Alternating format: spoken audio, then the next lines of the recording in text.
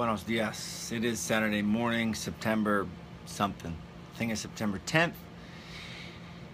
Here in the oficina in my office, doing some Saturday morning reading. It's 5:58. I just finished. And again, the book I'm reading is How to Win Friends and Influence People. I'm about 83% of the way through the book, so we'll be starting a new one soon. I have a couple that I'd like to begin, so I look forward to starting that new book. But I want to touch on some things from today's chapter on how to win friends and influence people. I made some notes. I'm going to read some quotes.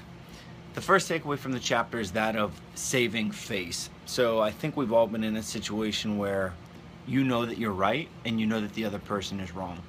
And in the book, Dale Carnegie today really stresses the importance of allowing that person to save face. You don't have to point out to that person that they are wrong. Let me give you an example. I am communicating with different places, businesses, schools, etc., to secure speaking events. And a couple of days ago, I got an email asking for something, and I know that I had already sent that to the person. And the old me would have said, check your email, it's already there. You know, just to maybe that's to boost my ego. I don't know. But honestly, from taking what I've been learning from this book, I thought that doesn't even matter. So I was used much more tact in responding than I normally would have. So allow that person to save face. If you know someone's wrong, you don't have to point it out to them. All it does is changes their attitude of you and creates more tension and more stress between you. And instead of working together, you're now going in opposite directions. So allow the other person to save face. And the thing I touched on there with ego, we all have an ego. And ego, there's a great book by Ryan Holiday called Ego is the Enemy. Ego is that thing inside of you that wants to be right all the time. And a lot of times you just have to keep that ego in check, allow the other person to save face. The next thing that was a really important takeaway from the chapter is the idea of praise versus criticism. I had read a book a couple years ago. I'm pretty sure it came from this book. It's called The Power of Habit. And whether or not this example comes from that book, it's a great book and you should read it. But it said, it was talking about the amount of times that a child hears the word no versus hears the word yes. And I want to say it was something like by the age of 16, they hear no 40,000 times and they hear yes 5,000 times. Now, don't quote me on those stats, but it was something staggering like that. A ton of no's and just a little bit of yeses. And in the book today, they touch on the importance of praise versus criticism. And I did look up the stat that an average kid hears no 400 times a day.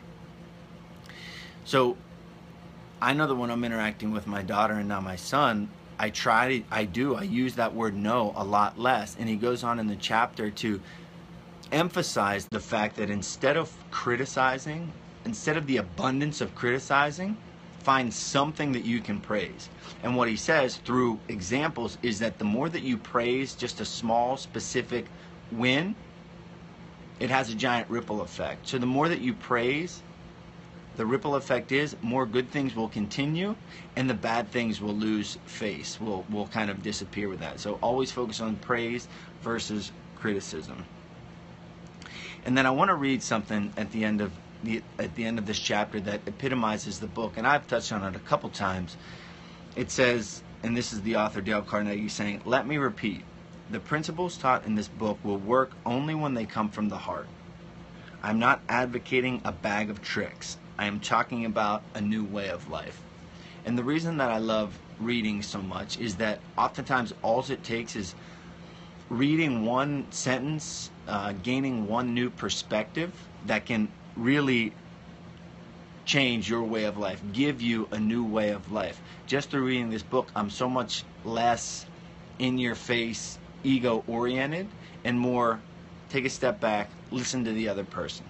So I'd encourage you all to remember, allow the other person to save face, emphasize praise over criticism, and all this stuff only works if you really believe in it.